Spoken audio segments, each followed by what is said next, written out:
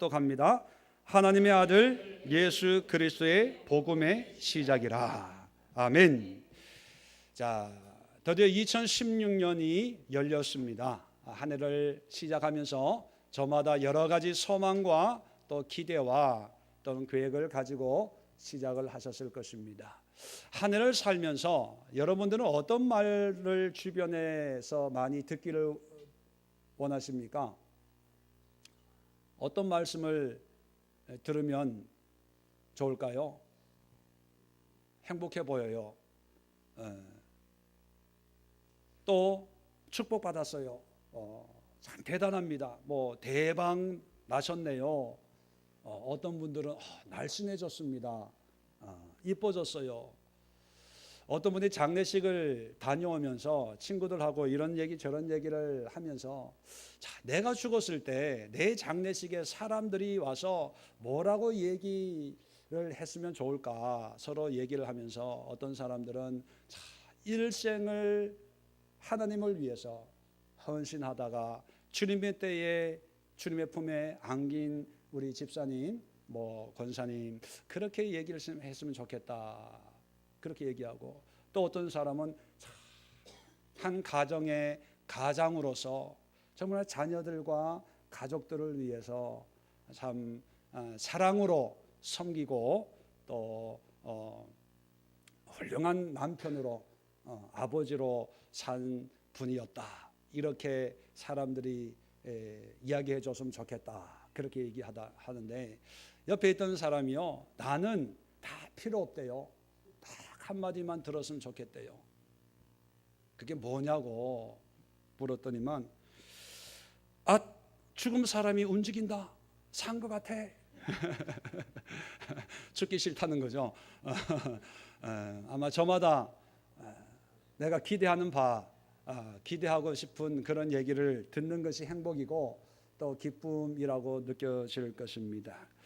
한 해를 시작하면서 우리 교회, 예수의 교회와 우리 성도님들에게 1년 동안 우리의 마음의 말씀으로 함께 묵상하고 붙들고 걸어갈 말씀을, 마가복음 오늘 본문 하나님의 아들 예수 그리스도의 복음의 시작이라, 이 말씀을 정했습니다. 그래서 한 해 2016년도에 표로 그렇게 정했는데, 자, 여기에 보면 복음이라는 말이 나와요. 복음. 원래 이 복음이라는 말은 복된 소식, 좋은 소식이라는 그런 의미를 가지고 있습니다.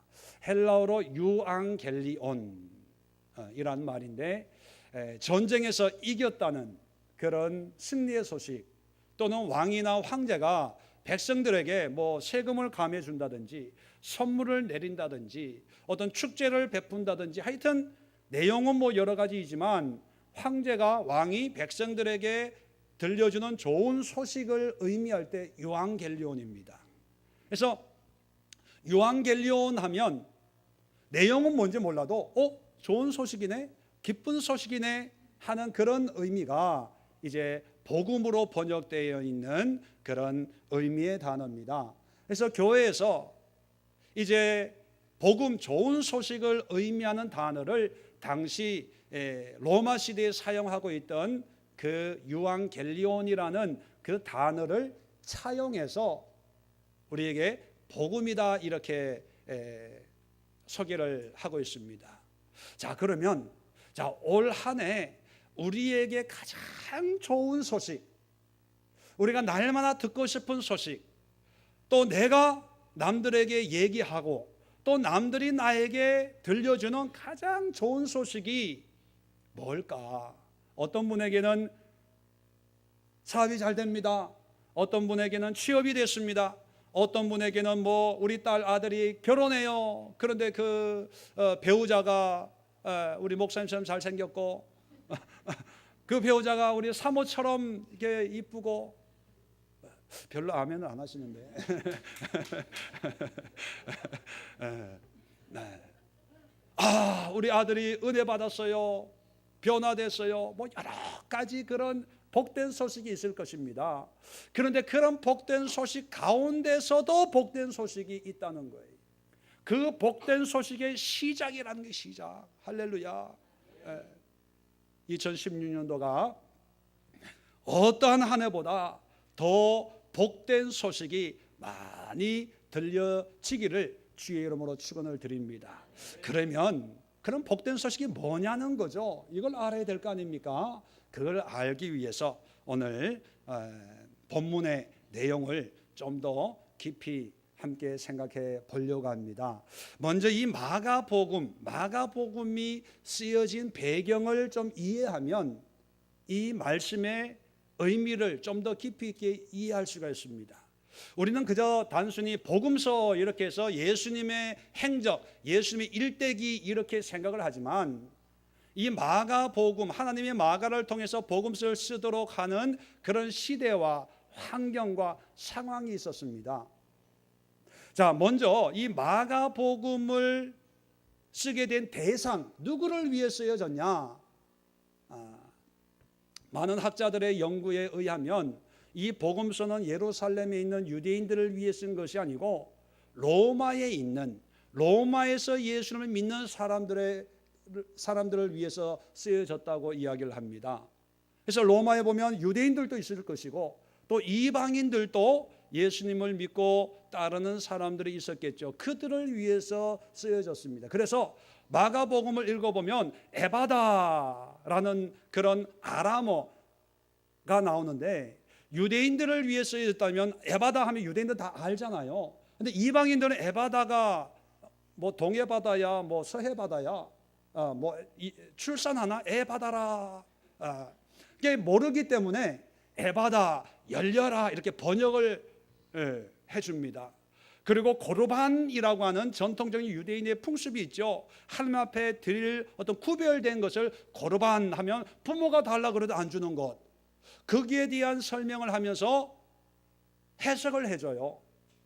그리고 7장에 보면 이제 유대인들의 풍습을 얘기하는데 밖에 나갔다가 들어오면 손발을 씻어야 되는데 씻지 않고 음식을 먹는 그 문제에 대해서 바리새인들이 이제 태클을 걸 때 설명을 해줍니다. 유대인들은 밖에 나가서 들어오면 손을 씻는 것이 정상이고 그러기나 출발할 때 이렇게 씻어야 되는데 제자들이 안 씻고 먹어서 이렇게 바리새인들의 눈에 이제 벗어난 모습이 됐다 이렇게 설명을 해주는 걸 보니까 이것은 유대인들이 읽는 것이 아니고 외국인들 이방인들이 읽는 것이구나 그걸 이제 알 수가 있습니다. 그 다음에 저작 기록된 연도가 예루살렘의 멸망을 예언적으로 설명을 이제 기록을 하고 있는 걸 보면 AD 70년에 예루살렘 성전이 무너졌거든요. 그러면 적어도 70년 이전에 기록된 것이다. 그래서 AD 55년에서 68년 정도 하면 10여 년 어간 사이에 기록이 되었다고 학자들이 얘기를 합니다. 그러면 이 마가복음이 기록될 당시에 로마에 그리고 로마에 있는 그리스도인들의 환경이 어떠했냐는 거죠. 어떤 환경 속에 이 말씀을 받고 이 말씀을 통해 은혜를 받았을까? 그렇게 보면 이러한 AD 68년 이전 그리고 로마에서 그리스도인들의 모습을 보면 크게 세 가지입니다. 첫 번째 핍박 아래 있었습니다. 핍박 아래. 로마는 여러 신들이 있는 그런 나라고 도시입니다. 그리고 황제가 신의 아들이라고 황제 숭배를 합니다. 곳곳에 동상을 만들고 곳곳에 신전을 만들어서 숭배해야 되는데 그리스도인들은 하나님이 예수가 하나님의 아들이라고 우상 앞에 절을 안 하는 거예요. 그러니까 로마 당국과 로마 시민들의 눈에는 별종들이에요. 자, 그래서 이 반감이 쌓이다가 AD 64년에 큰 사건이 일어납니다. 네로 황제 때 로마에 큰 불이 일어나죠. 뭐 네로가 일부러 불을 질렀다, 새로운 궁궐을 만들기 위해서 뭐 그런 여러 가지 뭐 소문들이 있는데 네로가 이 화재의 원인을 그리스도인들에게 덮어 씌웁니다. 왜? 사람들 다 미워하니까. 그래서 로마의 최초의 네로 시대에 대박해가 일어나죠. 이 박해 때 바울과 베드로가 순교했다 이렇게 이야기들을 합니다. 그런 환경 속에 신앙생활을 하다 보니까 늘 두려움 속에, 핍박 속에, 사람들에게 질시와 조롱 속에 살고 있습니다. 자, 그러다 보니까 믿는다고 하지만 신앙생활이 힘들죠. 그러니까 배도하는 사람들이 생겨나기 시작합니다. 처음에는 열심히 믿다가 너무 힘든 거야. 그러니까 어떤 사람은 좀 타협하고, 예수를 믿는다고 하지만 황제 앞에 우상 앞에 절하고 신전에 가서 또 제사 지내고 뭐 이런 거. 그러다가 어떤 사람들은 나 안 믿어, 너무 힘들어, 나 옛날로 돌아갈래. 옛날로 돌아가는 사람들이 있고, 자, 그런 틈을 타 이단들이 등장하기 시작합니다. 성경에 보면 예수님이 육으로 왔다는 걸 부정하는 사람들, 그리고 사람은 영과 육을 가지고 있기 때문에 영은 깨끗하지만 육은 더러운 거야. 그래서 이 육은 의미가 없다는 거예요. 그래서 하고 싶은 대로 쾌락을 즐기고, 또 육은 더러운 거니까 그냥 하고 싶은 대로 내버려 두고, 영만 거룩하고 깨끗하다, 영지주의라고 하는 그런 이단들도 예수님의 신성을 부정하는 사람, 또 예수님의 인성을 부정하는, 뭐 이렇게 혼돈 가운데 있는 거예요.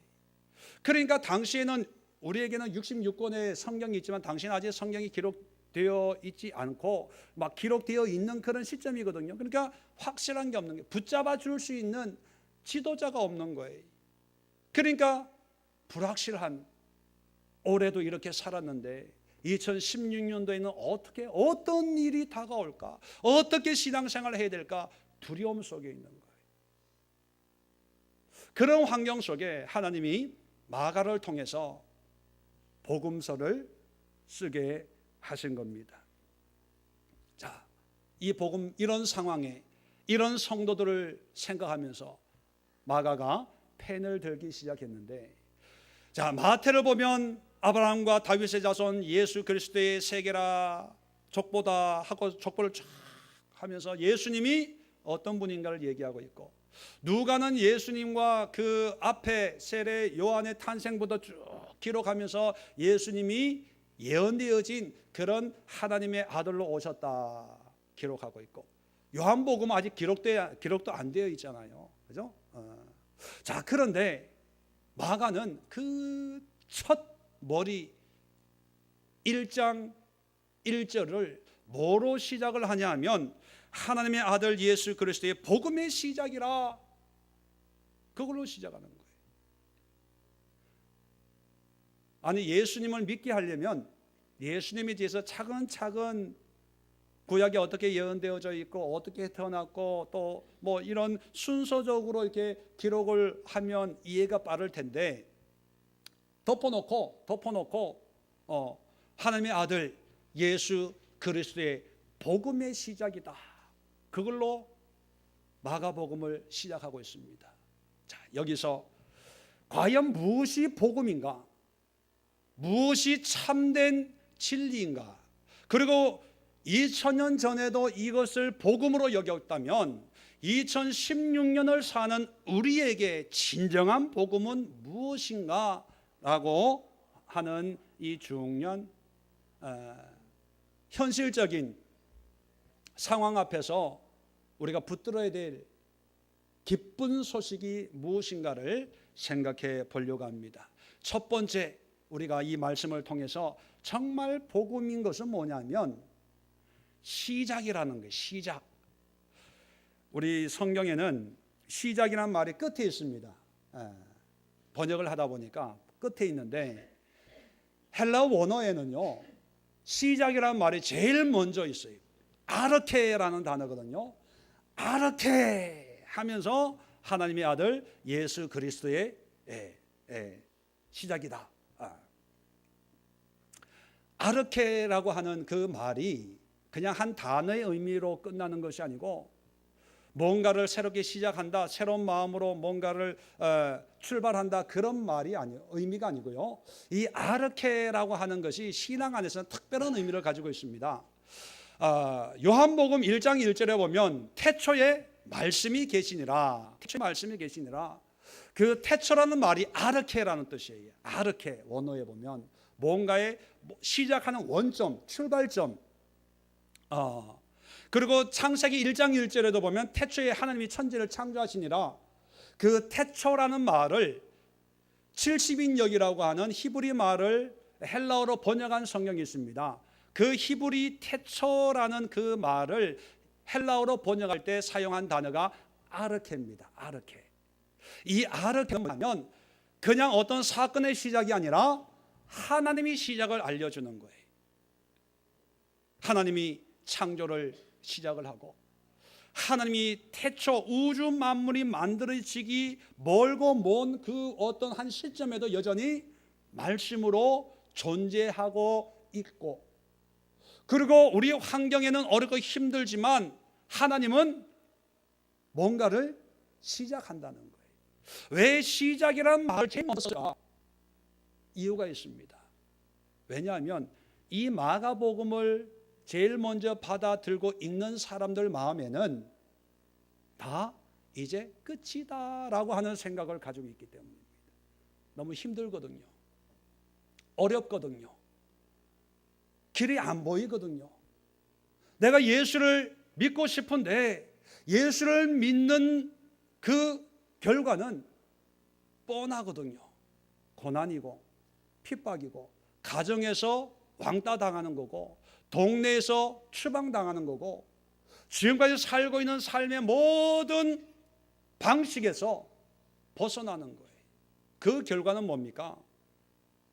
핍박이고, 어떤 사람은 죽음일 수 있고, 어떤 사람에게는 물질적인 손해일 수 있고, 어떤 사람에게는 지금까지 쌓아올린 모든 인생의 업적을 다 포기해야만 되는 그런 상황 속에 놓여 있기 때문에 사람들에게 있어서 절망이 찾아오는 거예요. 한 해 두 해 믿어도 변화되는 건 없는 거예요. 오직 다가오는 것은 고난과 핍박과 고통밖에 없을 때 많은 사람들이 배교를 합니다. 여기까지야, 더 이상 못해. 그리고 여기까지만 믿고 이제는 적당하게, 굳이 예수 할 필요가 있냐. 세상도 따르고 인간의 방법도 따르고, 그러고 시간이 있으면 예수 믿고 여기까지만 하자, 다 끝이라고 생각을 하고 있을 때 마가는요, 끝이 아니라 아르케, 시작이라는 게 시작. 그래서요, 2016년을 시작하는 우리들도 나의 끝이 그냥 끝이 아니라 하나님의 시작임을 우리가 깨달아야 된다는 것입니다. 2016년 힘들었다, 어려웠다, 돌아보기도 싫다, 이젠 더 못해, 이제 끝이야, 이제 못해 라고 하는 그런 마음이 있을 때, 또 그런 분이 있다면 오늘 성경은 뭐냐면, 네가 볼 때는 끝이지만, 네가 판단할 때 끝이지만 하나님으로 보면 시작이라는 거예요. 그래서 나의 끝이 곧 하나님의 출발이라는 것입니다. 그래서 성경을 보면 하나님이 쓰시는 많은 사람들의 삶의 모습이 공통점이 있습니다. 다 인생의 끝을 하나님이 붙잡고 하나님의 시작을 이어간 그런 사람들입니다. 대중가요 가운데 그런 게 있더라고요. 이 밤의 끝을 잡고, 웃는 분들은 아마 이 밤의 끝, 그것이 하나님의 시작이라는 거예요. 호세아서에 보면 호세의 아내가 등장하죠. 아주 음란한 아내가 등장하는데 혹시 이름 아세요? 고멜입니다. 고멜의 뜻이 뭐냐 하면요, 끝이라는 뜻이에요. 끝. 그래서 이 음란한 이 고멜이 얼마나 음란했냐면 아이를 셋 놓고도 도망을 가요. 도망을 가가지고 몸을 팔고 뭐 그러는데, 그런데도 하나님은 그 도망간 고멜을 호세에게 몸값을 지불하고 찾아오라고 그래요. 왜? 내가 사랑하니까. 자, 이 고멜 같은 세상에서도 끝난 인생, 끝난 여자가 하나님께로 돌아오면 바뀌어요. 어떻게 바뀝니까? 끝내주는 여자가 되는 거예요. 요셉도 그렇지 않습니까? 끝난 인생이에요. 종이고 노예고 감옥에 갇힌 인생인데 하나님의 형통함을 경험하니까 축복의 반열에 세워지지 않습니까? 다윗도 그랬고 모세도 그랬고, 여러분 성경의 위인들 중에 처음부터 쫙 시온의 대로를 달린 사람 없어요. 솔로몬 보십시오. 고생 한번 안 해보고 태어나자마자 왕자로 태어나고, 태어나자마자 자기 서열도 아닌데 왕의 순서가 아닌데 형들이 알아서 이게 죄를 지어주는 거예요. 반란도 일으키고 뭐하고 그냥 어부지리로, 그리고 출신이 진골이 아니지 않습니까? 뭐 성골이라 그러나요? 부끄러운 그런 엄마의 그런 관계 속에서 자기가 태어났는데도 왕이 될 줄 누가 알았겠습니까? 형제들 속에 너는 아니다 임마, 너는 야 창피하다, 너 가, 너는 어디 가가 내 동생이라 그러지 마. 그랬는 솔로몬이 하나님이 지혜도 주시고 다 했는데 결과가 뭡니까? 헛되고 헛되니 모든 것이 헛되도다. 하나님이 쓰시는 사람은요, 인생의 끝을 맛본 사람, 그 끝을 하나님의 시작으로 이어가는 거예요. 이해되시면 아멘. 초대교회 로마 핍박 가운데 있는 성도들에게 힘들어요, 못해요, 이제 어려워요, 안 돼요, 여기까지예요. 그랬을 때 하나님은 마가를 통해서 이렇게 시작이라는 거예요. 시작. 이걸 깨달으면요, 우리에게 또 하나의 지혜가 생깁니다. 뭐냐 하면, 하나님의 시작을 맛보기 위해서는 뭐를 해야 된다? 누구의 끝을? 나의 끝을 맛보는 것이 하나님의 시작이에요. 그래서 하나님께서 시작하도록 하기 위해서는 나는 빨리 끝내야 돼. 빨리 끝내야 돼요. 끝내야 돼. 내가 끝내야 하나님이 시작을 한다니까요. 내가 끝내지 않으면 미련 하나, 그거 잘 될 거야, 잘 될 거야, 그 미련 하나 붙들고 올해는 잘 될 거야. 돈 빌려간 사람 돈 갚는데 돈만 받으면 다 해결된대. 그 사람 말 한마디를 붙잡는 거예요. 잘 될 거야, 잘 될 거야, 잘 될 거야. 사업 잘 된다예요. 잘 된다는 거예요. 이것만, 목사님 잠깐만 기다리세요, 이제 배가 곧 들어옵니다. 잘 될 거야. 배만 끊어졌어요 목사님. 네, 교회도 세우고 목사님 뒷바라지 다 하겠습니다. 나는 끊어 포기해. 여러분, 나의 끝이 하나님의 시작이라는 것을 깨달으면요, 하나님의 시작을 내가 빨리 끝내는 게 좋아요. 그래서 고린도전서 15장 31절에 바울이 고백하는, 형제들아 내가 그래서 예수 우리 주 안에 가진 바 너에게 대한 나의 자랑을 두고 단언하노니, 자랑이래. 자랑 뭐 한다? 나는 날마다 죽노라. 내가 죽어야 누가 일을 한다? 하나님이 일을 하니까요. 그래서 갈라디아 2장 20절에 내가 그리스도와 함께 십자가에 못 박혔나니 그런즉 이제는 내가 사는 것이 아니요 내 안에 그리스도께서 사시는 것이라. 내가 죽을 때, 내가 끝내버릴 때, 내가 모든 걸 다 내려놓을 때 하나님이 역사하시는 거예요. 이게 복음인 줄로 믿습니다. 여러분 가운데 로또 샀는데 1등 돼, 이게 복음이라고 착각하시는 분이 있는데 그건 복음이 아니에요. 좋은 거죠. 그런데 그 좋은 것이 근본적으로 나에게 유익하냐? 아니에요. 내가 늘 비유적으로 얘기하지만 먹이와 미끼의 차이 아시죠? 늘 미끼는요, 먹이보다 항상 이뻐요. 항상 좋아요. 항상 먹음직하고 탐스럽고 보암직한 거예요. 근데 그걸 먹는 순간 인생이 뒤집어지는 거예요. 복음이 아니에요. 내가 필요한 것을 얘기해주고, 내가 갖고 싶은 것을 주고, 또 내가 이루고 싶은 것을 이루었다고 그게 복음입니까? 사람들 다 그게 복음이라고 생각을 해요. 교회가 부흥되는 게 복음입니까? 성도들이 많아진 게 복음인 줄 아세요? 목사가 유명하게 된 게 복음인 줄 아세요? 아니에요. 오히려 겸손했던 목회자들이 교만하게 되고요, 오히려 작을 때 가족 같은 정말 말씀에 사로잡힌 교회들이 커지면서 다 세상화가 돼버렸어요. 복음이 아니에요. 잘 되는 게 복음이 아니에요.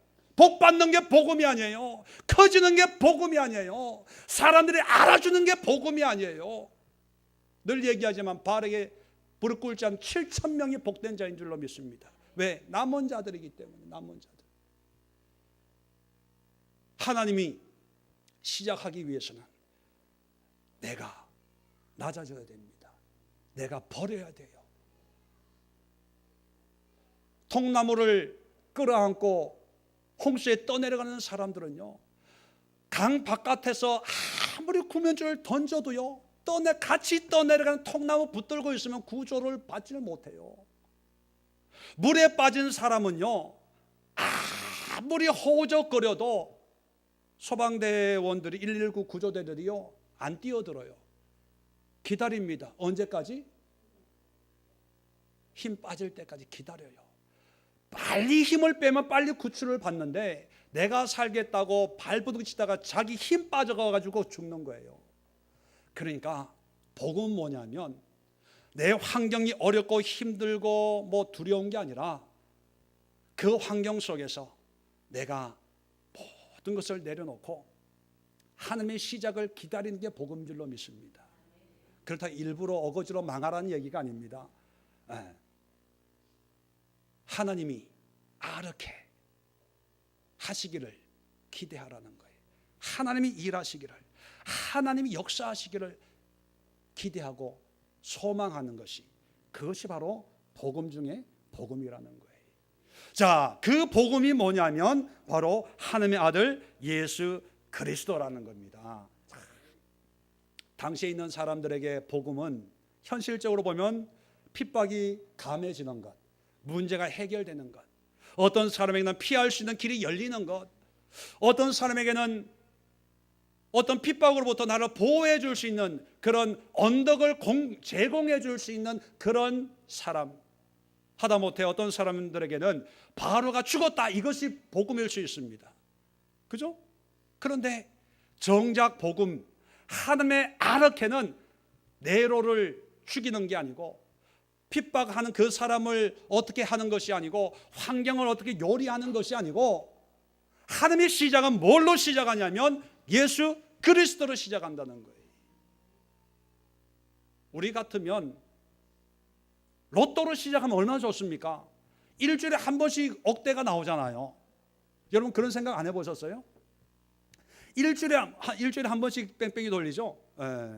일주일에 한 번씩. 자, 한국에서 제일 많이 기도하는 장로님, 기도만 하면 권사님부터 쭉 이제 그 일정 당첨을 만들면 언젠가는 나한테 오겠죠. 소망이 있는데 하나님은 그렇게 역사를 안 한다는 거예요. 안 한다는 거예요. 왜? 하나님에게 있어서 복음의 시작은 로또가 아니고 건강이 아니고 환경이 아니라 뭐다? 예수 그리스도라는 거예요. 아유, 목사님 그건 주일 학교 때부터 알고 있는 내용입니다. 그건 모르는 사람 누가 있어요? 우리가 다 그렇게 얘기합니다. 로마 이 글을 읽고 이 글을 쓰고 있는 마가가 이 글을 읽는 사람 형편 모르겠습니까? 알아요. 왜냐하면 지금 핍박 당하고 있는 이유가 뭡니까? 예수 때문이거든요. 어려움 당하고 있는 이유가 뭡니까? 예수 때문이거든요. 지금 손해 당하고 있는 이유가 뭐예요? 예수를 믿는 믿음인데, 자, 이거 예수 때문에 고난을 받으면 이 고난의 문제를 해결할 수 있는 복된 소식은 어떤 다른 거여야 되는 거 아닙니까? 그게 해결의 열쇠거든요. 그래, 내가 돈을 줄게. 그래, 내가 병을 치료해 줄게. 그래, 너는 핍박 당하지만 너 자식은 내가 축복해 줄게. 뭐 이렇게 해야 어떤 희망이 생기고 소망이 생기는데, 예수 때문에 고난 당하는데 한술 더 떠가지고 한배 시작은 예수래. 이거 누구 놀리나? 누구 바보 취급하나? 아마 초대교회에 있는 사람들의 입장에서는 그렇게 받아들일 수도 있을 것입니다. 그걸 알고 있으면서도 아예 편지의 첫 구절을 예수 그리스도가 복음의 시작이다. 그 얘기 뭡니까? 믿음을 잃지 마라. 계속 쭉 가라. 계속 붙잡아라. 그런 의미거든요. 자, 그런데 우리는 하나님의 아들 예수 그리스도 너무나 익숙하게 부르고 또 귀에 있고 또 당연하게 그렇게 인정하는 그런 예수님의 이름이기 때문에 별로 감동이 안 되는데, 2000년 전에 로마에 살고 있는 핍박 가운데 있는 사람들에게 예수 그리스도의 복음의 시작이다 이렇게 해도 될 텐데, 굳이 거창하게 하나님의 아들 예수 그리스도의 복음의 시작이라 이렇게 기록하는 이유가 있다는 겁니다. 자, 예수님의 복음인데요, 복음의 세 가지 의미가 있습니다. 왜 이것이 복음인가? 자, 첫 번째는 하나님의 아들의 의미 속에 복음이 있습니다. 자, 로마 시대는 신이 많습니다. 다신교 사회였죠. 별의별 신, 그리스 로마 신화 책을 보면 별의별 신이, 뭐 전쟁의 신, 뭐 미의 신, 술의 신, 바카스 술의 신이죠. 뭐 풍요의 신, 농사의 신, 뭐 천둥 벼락의 신, 별별 신이 다 있고 그 신들을 섬기는 신전이 다 있습니다. 그래서 이 로마 시대 신은 굉장히 힘이 있고 능력이 있고 위엄이 있고, 그런 초월적인 신의 아들이 누구냐? 황제라고 여긴 거예요. 황제. 그래서 황제를 숭배해야 되고 황제에게 복종해야 되고 황제의 뜻에 따라야 된다는 것이 불문율이었습니다. 그래서 신의 아들은 위대한 신과 같은 그런 동격의 지위를 가지고 있다는 것이 이 로마 사회의 모습이었습니다. 자, 그런데 그런 사회에서 자란 이 사람들에게 예수가 하나님의 아들이래요. 하나님의 아들. 그러면 이 하나님의 아들이라는 의미 속에는요, 참 재미있는 의미가 숨겨져 있는데, 하나님 그러면 뭐예요? 신이란 신. 영적이고 또 전능하고 또 초월적이고 불가시적이고 우리가 감히 범접할 수 없는 그런 신인 반면에 아들, 예수가 아들이라는 얘기는 뭐예요? 만질 수 있고 또 우리와 똑같은 인간이고 인성을 가지고 있고 또 유한하고, 그리고 예수님의 삶을 이 초대교회 사람들도 너무나 잘 알고 있었죠. 배반당하고 조롱당하고 핍박당하고 결국 십자가에 죽었다는 거예요. 그게 예수고 그분이 하나님의 아들이라는 거예요. 자, 그러면 마가가 하나님의 아들이라고 예수님을 지칭한 이유가 뭐냐면, 당시 로마 사회에 가지고 있었던 그 사람들에게는 신의 아들이죠. 신의 아들과 예수 그리스도의 로서의 하나님의 아들과의 차별화를 얘기해 주는 거예요. 왜냐하면 로마 사람들은 신의 아들이면 그 아들도 신처럼 살고 생각하고 그런 능력이 있다고 믿는 반면에, 하나님의 아들 예수는 하나님의 아들이지만 하나님이지만 아들로 이 땅에 오셔서 우리와 똑같은 삶을 살았다는 거예요. 그 얘기 뭡니까? 하나님의 아들이시면서도, 하나님이시면서도 아들로 예수님은 자신을 낮췄다는 거예요. 오히려 자신을 희생시키고 오히려 자신을 핍박하는 자를 오히려 축복하고 오히려 자기 목숨을 대속물로 우리를 위해 버린 그런 신이라는 거예요. 차별화를 두는 거예요. 차별화. 그래서 복음서를 좀 공부하신 분들은 복음서마다 특징이 있거든요. 마태복음은 예수님을 유대인의 왕으로 오신 것을 기록하고 있고, 마가복음은 뭘로 기록했는지 혹시 아세요? 역시 여러분은 나를 자신 있게 만들어 줍니다. 역시 여러분들은 마가는요 종으로 오신 예수님을 묘사합니다. 종으로 오신. 누가복음은 인자, 사람의 아들로 오신. 그리고 요한복음은 예수님의 신성을 강조하기 위해서 하나님의 아들 예수, 인자가 종이라는 거예요. 로마 사회는 신의 아들을 황제처럼 떠받들고 예비하고 거기에 복종하고 거기에 남들에게 어떤 지배하고 모든 것을 빼앗는 그런 존재라면, 예수님은 그게 아니라는 거예요. 신인 동시에 인간으로 자기의 목숨까지 우리를 위해 버렸다는 거예요. 고난의 길을 갔다는 거예요. 이게 예수라는 거예요. 자, 그러면 이 예수가 복음인 이유가 뭡니까? 예수님이 그렇게 사셨어. 2000년 전에. So what? 나하고 무슨 상관이 있냐는 거예요. 상관이 있어요, 없어요? 있죠. 어떤 면에서 예수를 믿는다면 우리의 삶 또한 예수님처럼 되어져야 돼요. 이해되시면 아멘. 자, 그 전까지는요, 하나님의 아들의 개념이 없을 때는 예수 믿으면 왜 이렇게 힘들어 삶이? 왜 어려워? 왜 핍박이 와? 하나님이 내 믿음을 보시면 나를 구원해 줘야 되잖아. 잘 되게 해줘야 되잖아. 성공하게 해줘야 되잖아. 남들은 도서관에 가서 공부하지만 나는 믿음 때문에 주일날 교회에 와서 예배 드리는 공부를 못하면 학력고사 보면 남들보다 점수가 올라가야지 왜 더 떨어져? 그런 생각하는 사람 있잖아요. 그러니까 자신이 없고 불안하고 초조하고. 그런데 하나님의 아들 예수도 뭐를 받으셨다? 고난받았다는 거예요. 조롱당했다는 거예요. 비웃었다는 거예요.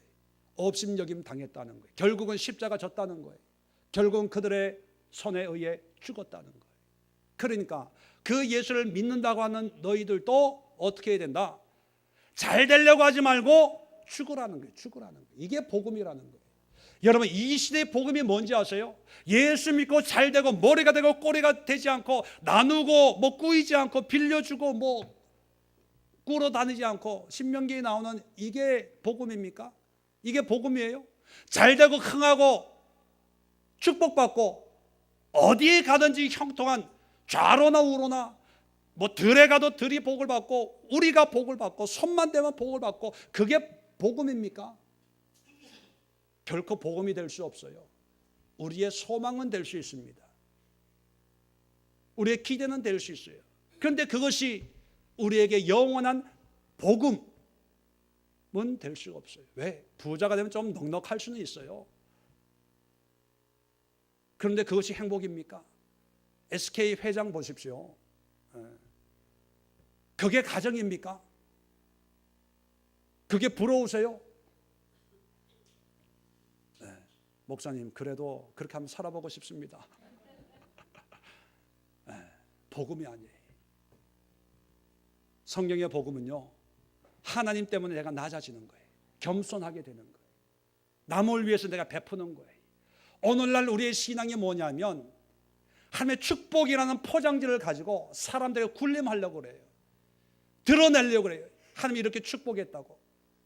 교회 이름을, 교단 이름을, 신학적인 이름을, 직분을 드러내려고 그래요. 나를 몰라보고 내가 이런 사람이야. 간증이 뭡니까? 하나님의 영광을 드러내는 것도 있지만 자칫 잘못하면요, 나를 드러내는 경우가 많습니다. 이렇게 가난해졌는데 이렇게 기도하고 했더니만 하나님이 복을 주셨다는 거예요. 여러분, 위험한 거예요. 말씀드렸지만 우리 교회 간증은 잘된 걸 간증하는 게 아니라 뭘 간증해야 된다고요? 망한 걸 간증해야 돼요. 믿음으로 순종해서 내가 낮아지고 깨어지고 가난하고 믿음으로 살다가 땡전 한 입 없게 됐습니다. 이게 간증이에요. 저는 그걸 원합니다. 저는 그런 분이 계시면요, 모셔다가 담임 목사 삼고 싶어요.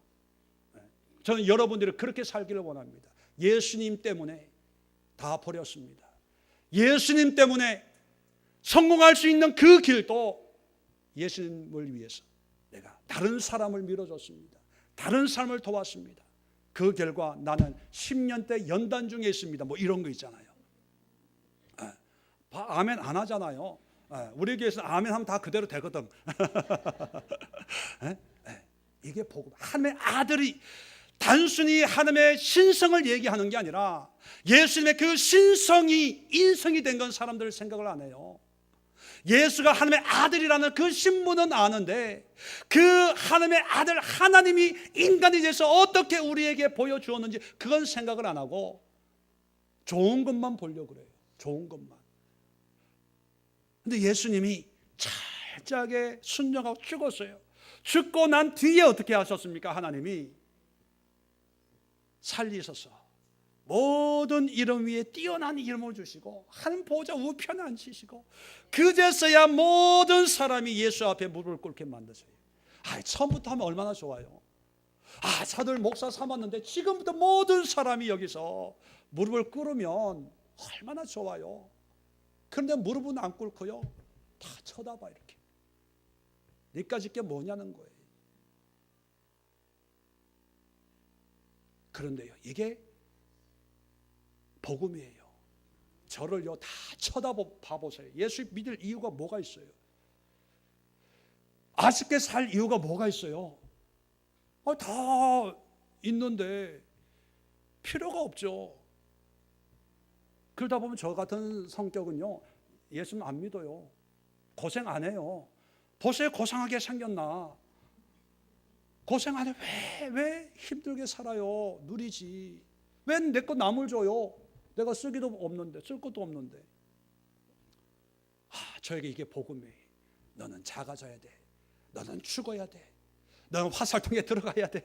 너는 칼집에 꽂혀 있어야 돼. 너 나오면 엄한 사람 다치게 해. 너는 감자. 내가 칼을 갈고 닦아도 네가 있을 건 칼집이야. 옛날은 그걸 이해가 안 됐거든요. 그런데 이제는 이해가 돼요. 여기가 좋사오니. 왜? 내가 칼집이 있을 때 하나님이 일하시거든요. 하나님이 역사하시거든요. 이게 복음이에요. 이게 복음. 그래서 여러분, 하나님의 아들의 복음이 뭐냐면 죽으세요. 내려놓으세요. 힘들다고 힘든 게 아니라 힘들다고 하는 그 생각이 힘들게 하거든요. 그래서 이 고난 속에, 물론 당사자는 얼마나 힘들겠습니까? 근데 이 고난 속에서도요, 하나님, 나는 이제 끝입니다. 이제 주님이 하시옵소서. 주님, 이제 아르케 하시옵소서. 그래서 우리 2016년의 교회 표가 복음의 시작이라. 이 복음의 아르케, 하나님이 시작하는 그런 한 해가 되도록 기도하고 있는 것입니다. 자, 두 번째, 예수. 예수의 의미 여러분 모르는 분 없습니다. 예수라는 말은 구원자라는 뜻인데, 근데 성경에 보면 예수라는 이름을 가지고 있는 동명이인들이 있습니다. 여호수아도 원래 예수, 히브리적인 의미고, 호세아도 같은 예수입니다. 예수도 그 여호수아, 호세아 이 음력을 헬라어 말로 부르는 것이 예수라는 거거든요. 뿌리는 다 똑같습니다. 그런데 이 예수님을 천사가 이제 수태고지할 때 마태복음 1장 21절에 분명하게 아들을 낳으리니 이 이름을 예수라 하라. 이는 그가 자기 백성을 그들의 죄에서 구원할 자이심이라. 자, 구원자는 구원자인데 어디에서 구원해요?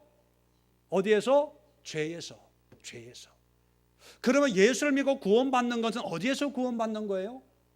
죄에서. 환경이 아니에요. 핍박이 아니에요. 질병이 아니에요. 가난이 아니에요. 어디에서 구원받는 거예요? 죄.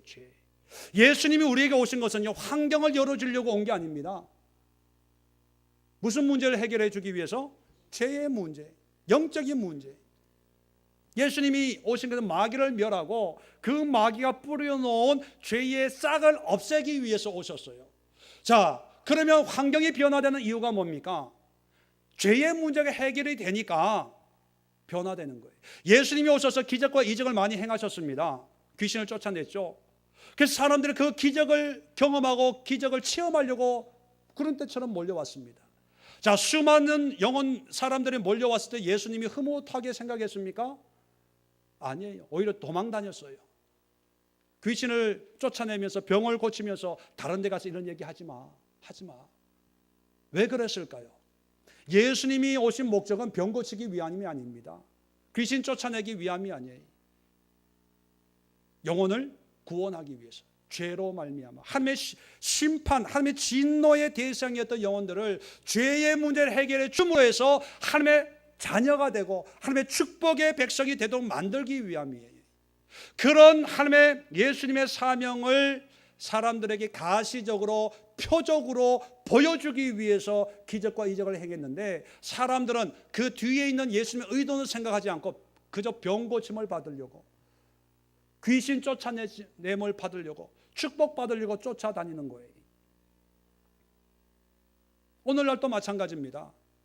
예수님을 기도합니다. 예수님을 이것도 주시고 저것도 해주시고 다 하지만 정작 정말로 예수 이름이 의미한 내 안에 있는 숨겨져 있는 죄의 문제는 무감각해요.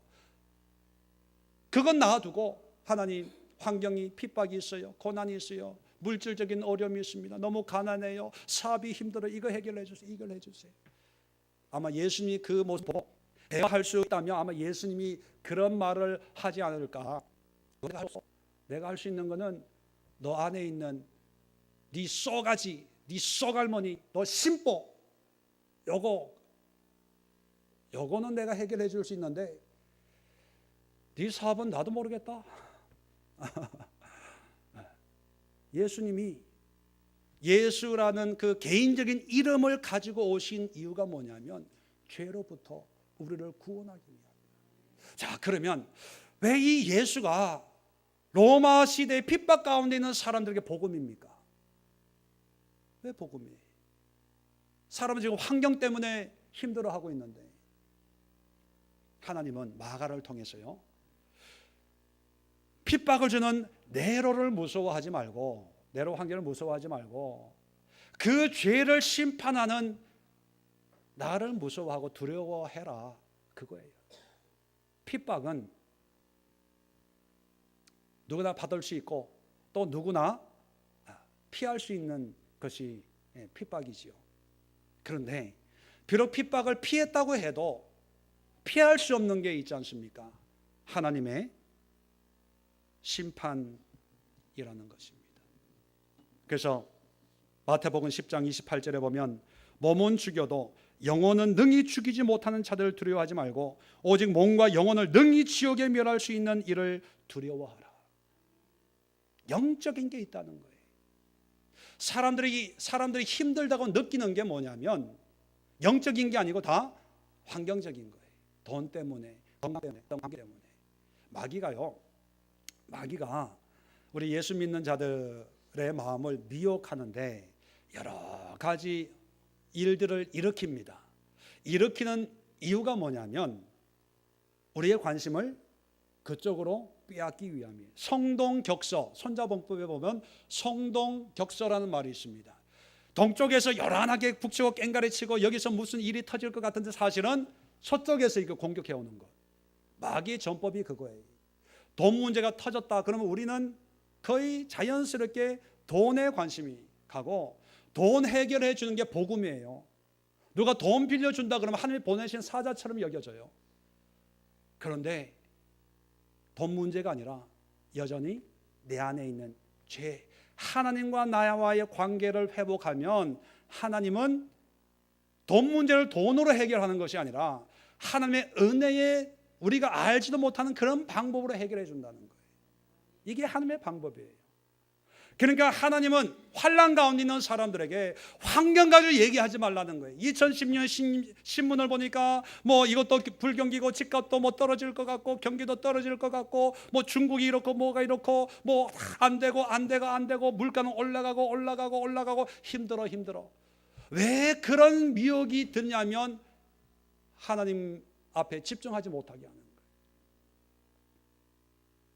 예수는 우리에게 환경의 문제를 해결하러 이 땅에 오신 것이 아니라 죄의 문제를 해결하고 오신 분입니다. 그러면 정말로 복음은 환경의 문제가 해결된 것이 복음이 아니고 내 영적인 문제가 해결된 게 복음인 줄로 믿습니다. 누가복음 5장에 보면 예수님 베드로를 부르는 장면이 나옵니다. 밤이 맞도록 그물을 내려 고기 한 마리를 못 잡았어요. 예수님이 보시고 깊은데 그물을 내려봐라. 내려보니까 그물이 찢어지게 이렇게 고기가 잡혔거든요. 그럴 때 베드로가 예수님을 달려와가지고 무릎을 착 꿇고 첫 마디가 뭔지 아세요? 동업합시다. 이게 아니라 나를 떠나시옵소서. 나는 죄인입니다. 그 말을 하는 거예요. 그 말을. 베드로 성격이 뭐 문제가 있고 뭐 단점이 많은 사람 중에 하나이지만 그런 사람을 예수님이 수제자 삼은 이유가 있습니다. 싹이 있어요. 싹이. 그게 뭐냐면 바로 이런 모습에서 나오는 거예요. 나는 죄인입니다. 나를 떠나소서. 그랬을 때 예수님이 두려워하지 마라. 이제는 사람을 취하리라. 이제 사람을 구원하는 내 제자가 된다는 거죠. 예수님이 베드로를 어부에서 스카우트한 이유가 뭐냐면 예수님의 존재의 의미를 깨달은 거예요. 우리는 그물이 찢어지게 터지면 하는 얘기 아마 뻔할 거예요. 내일 또 오세요. 내 배에 오르시지요. 다음에 어디로 갈까요? 왜? 사업적인 거. 고기 팔아가지고 집 사드릴게요. 이거 팔아가지고 그 당시엔 차가 없으니까 뭐죠? 달구지, 말 2필이 끄는 세단을 사드릴게요. 아마 그랬을 거예요. 그게 예수님을 섬기고 또 예수님을 기쁘게 하는 것이라고 생각했는지는 몰라요. 그런데 베드로는요, 다 버리고 나는 죄인입니다. 그 말에 예수님 마음이 확 꽂힌 거예요. 야, 이놈이다, 이놈. 뭔가 안 해. 여러분, 2016년 복음의 시작이 뭐냐면 사업적인 걸로 씨름하지 마세요. 내 안에 있는 죄의 덩어리. 저희가 그 영성 훈련 한 2년 3년째 하고 있지 않습니까? 올 연말에 모여가지고 변화받은 걸 쭉 얘기하는, 제가 얼마나 감동을 받았는지. 정연이가 포항에 공부하고 있다가 이제 연말에 집에 왔는데 집안 분위기가 바뀌어서 이 집 왜 이렇게 됐어? 엄마 아빠가 바뀌어지고, 도연이가 40일 기도를 시작을 하니까 할렐루야. 한 사람 한 사람들이요. 근데 환경이 나아졌냐? 환경은 별로 나아진 게 없어요. 내가 바뀌면 내 죄의 문제 해결이 되는 거예요. 김경아 집사는 남편을 만나서 식사를 하면서 그래요. 이제 학위 공부 때문에 이제 3월 달까지만 기다려 주세요 이러시더라고요. 학위 논문 이제 제출하는 것 때문에. 그런데 그래요. 아내가 너무 많이 바뀌었대요. 너무 많이. 왜냐하면 내 안에 있는 죄의 문제가 싸우니까. 그게 가정의 복음이 되는 거예요. 그게 안 되고 돈이 와보세요. 바람나요. 놀러 다녀요. 명품 걸치고. 맞아요, 안 맞아요? 이게 돼야 하나님이 돈을 줘도요, 하나님을 위해서 써요. 그게 훈련인 거예요. 그래서 여러분, 죄의 문제를 해결하는 게 복음인 줄로 믿으시기 바랍니다. 회개하세요. 철저하게 주님 앞에 내 삶을 내려놓고 회개하는 그것이 복음 중에 복음이다. 회개 설교 듣는 게 복음이다. 우리 목사님은 왜 회개만 얘기하나? 그게 복음인 줄로 믿으시기 바랍니다. 자, 시간이 없으니까 세 번째, 그리스도는 간단하게 넘어가겠습니다. 기름 부음 받은 자, 모르는 분 없을 거예요. 구약 시대에 기름 부음 받은, 하나님이 택해서 하나님의 일꾼으로 삼는 사람이 세 종류의 사람이 있죠. 왕이 있고 제사장이 있고 선지자가 있습니다. 왕은 나라를 통제하는 거고, 제사장은 어떤 하나님과 우리와의 관계를 연결해 주는 중간자 역할을 하는 거고, 선지자는 하나님의 말씀을 대언하는 사람이에요. 왕과 선지자, 제사장 직위는 다 다르지만 하나 공통점이 있는 게 뭐냐면 그들에게 우리는 순종해야 된다는 거예요. 그들이 없으면, 우리는 제사장이 없으면, 구약시대에 제사장이 없으면 내가 제사 드릴 수 있어요, 없어요? 못 드려요. 왕이라도 제사 드리면 저주받아요. 자, 선지자의 말, 그게 이사야의 말이 아니라 누구 말입니까? 하나님의 말이죠. 그러니까 이사야에게 순종하는 것이 아니라 하나님에게 순종하는 거예요. 그런데 외적으로는 이사야에게 순종하는 거예요. 왕의 명령에 순종하는 건 얘기할 필요가 없죠. 자, 그렇다면 예수 그리스도라고 이름을, 명칭을 붙이는 건 뭐냐면, 예수님이 하나님이 택한 사람이라는 얘기가 아니에요. 하나님의 아들인데 뭘 택해? 안 택해도 하나님의 아들인데. 예수 그리스도라는 얘기는 뭐냐면 예수님에게 철저하게 순종해야 된다는 사실입니다. 황제에게 순종하지 말고, 로마 시대의 신에게 순종하지 말고 철저하게 예수님의 말씀에 순종해라. 비록 환난과 역경이 오더라도 순종해. 힘들더라도 뒤로 물러가지 말고 순종해라. 순종해. 그것이 그리스도의 의미입니다.